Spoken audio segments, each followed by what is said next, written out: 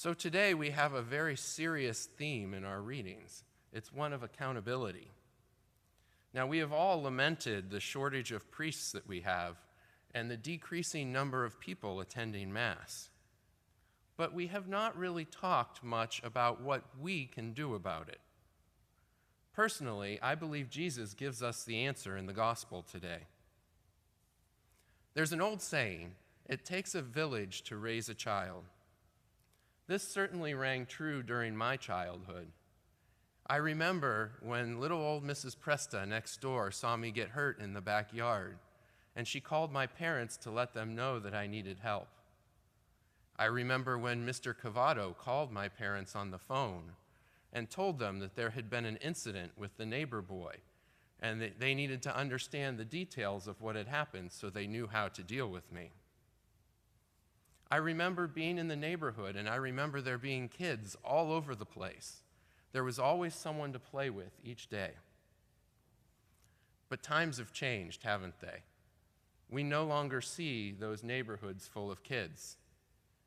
Parents these days are worried that they are going to be judged by their children's actions, and so better not to have them out there interacting with other kids.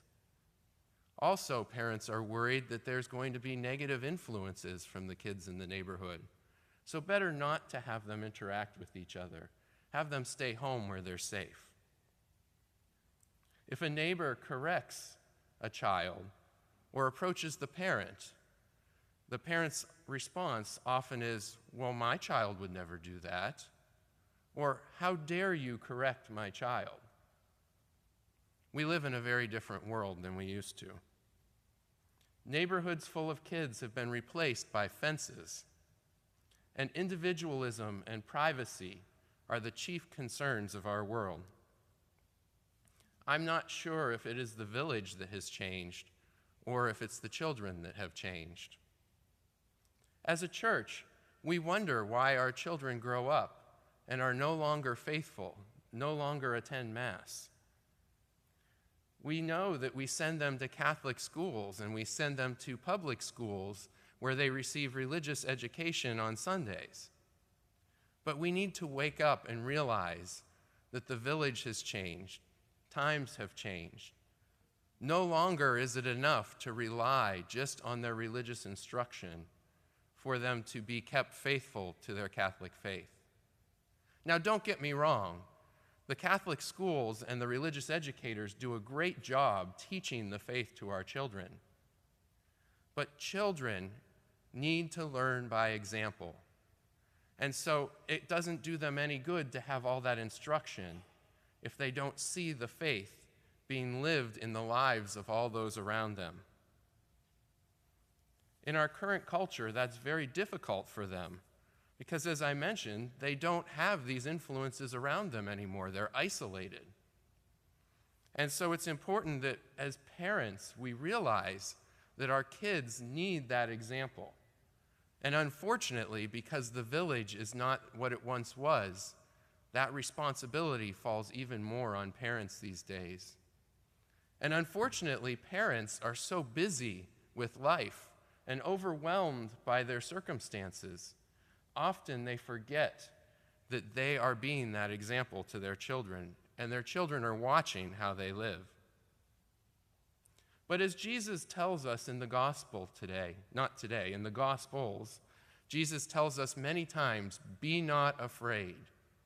There is an answer. And in today's gospel is part of that answer. Jesus talks about accountability, which is a topic that our culture doesn't really like. We love it when someone else is held accountable, but when someone tries to hold us accountable, there's some resistance. In the first reading, we hear from the prophet Ezekiel that we are appointed as watchmen for God.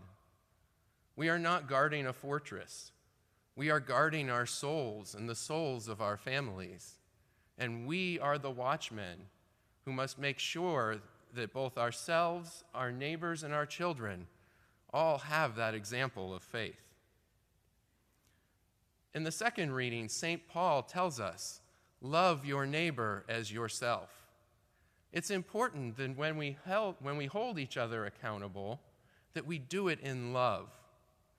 Because if we do it in judgment, it's not going to turn out well. People know when they are being judged. We need to do it with a genuine care for our brothers and sisters. Now, Jesus gives us a very definite method in the gospel today in which we can hold each other accountable. Notice the very first step that he gives us is that we need to approach each other in secret or alone. We're not trying to call each other on the carpet or embarrass someone into living the life that they should. We first approach them individually to show that we care about the person, that we love the person, and that we don't feel that their actions are appropriate or that their actions are in line with what Christ would want. And so in that way, the person has this feeling that they are cared about, and that's the most important thing. So we as Christians are called to hold each other accountable in this way. Now, often, as I mentioned, in our culture, this is not received well, even if we do it in love. I remember my wife's stepfather had a reputation for a saying that he used to use. He's a little Italian guy, and he would always say, "testaduras," which translates to English as hard-headed. And so he would always be using that with the kids. They were being hard-headed. And I think our culture has become one of testaduras, where we don't like to be corrected. If someone approaches us, our immediate response is, "mind your own business, go away and leave me alone." And so many times we see that. Now, as Christians, we have a moral responsibility to call on our brothers and sisters to a life of goodness and holiness. And oftentimes, in current times, we're hesitant to do that because we know the reaction we will get. But what does Jesus tell us in the gospel?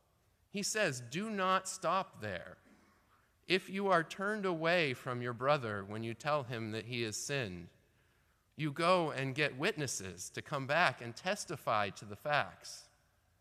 Because it's easy to say that one person's opinion of what I did was their opinion. But when you have 2 or 3 who come and look at it and say the same thing, now that person has to think, maybe there is something to this, and maybe I need to examine how I behaved. And so this method can definitely work. And as you might guess from the gospel and the other parts surrounding it other than what I've already mentioned, this is a direct reference to the sacrament of reconciliation that Jesus gave his church. This is a very powerful sacrament and one that is very underused because, again, of our culture. But I would point out that here at Our Lady of Peace, we have many opportunities to receive this sacrament. And not so long ago, we even expanded those opportunities. And I can't stress the importance of the sacrament enough and encourage you enough to receive this sacrament regularly. As Jesus says in the gospel, we must go to the church. And the church is there to provide us with this healing and the reconciliation that we receive in that sacrament. I know many people are hesitant to go, but there's something about the humility that's required to say, I messed up, I did something wrong, and to hear that saying coming out of your own mouth. There's a certain feeling of accountability that comes with it. And afterwards, there's a certain feeling of healing that comes with it as well. So I can't encourage you enough.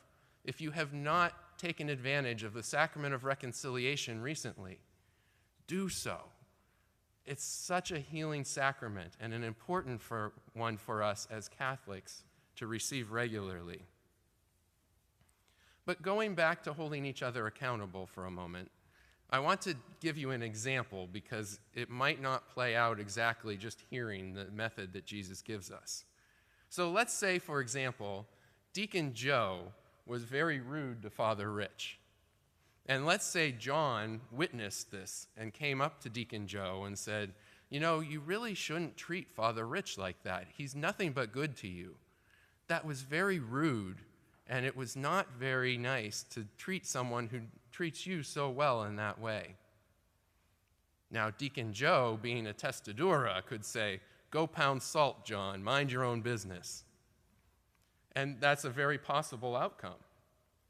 But what should John do? John should then go and he should bring back Mary and Tom. And the three of them together can say, that was really rude what you did to Father Rich. You should really think about that. And as I mentioned, even that may not be enough for Deacon Joe to look at it and say, I did something wrong here. I shouldn't have behaved like that. Now, there's a chance I may look and say, wow, there's 3 people that witnessed this. Maybe I was being rude. I need to reconsider and maybe even apologize to Father Rich. And so we can see results that way. And we know if we don't get results that way, what can we still do? We can still pray for that person. Because oftentimes, when someone is corrected, they may react harshly initially, but afterwards they may reflect on the way they behaved. They may reflect on being approached by you, and they may have a change of heart. And our prayers can help them to do so. So the bottom line is, in our readings today, we are told that we must hold each other accountable as Christians. We must call each other on to be better, to do good, and to be kind to one another, to love one another. That is our moral obligation. Remember, we are watchmen for each other's souls, which is a counterpoint to most of our culture, which tells us, mind your own business. We are individuals and take care of number one. But as Christians, that's not the way that we are to live our lives. We have to look out for our brothers and sisters. We owe it to them, not only for the village, to bring back that village that helps to raise our children, but for each other, for God, and for our church.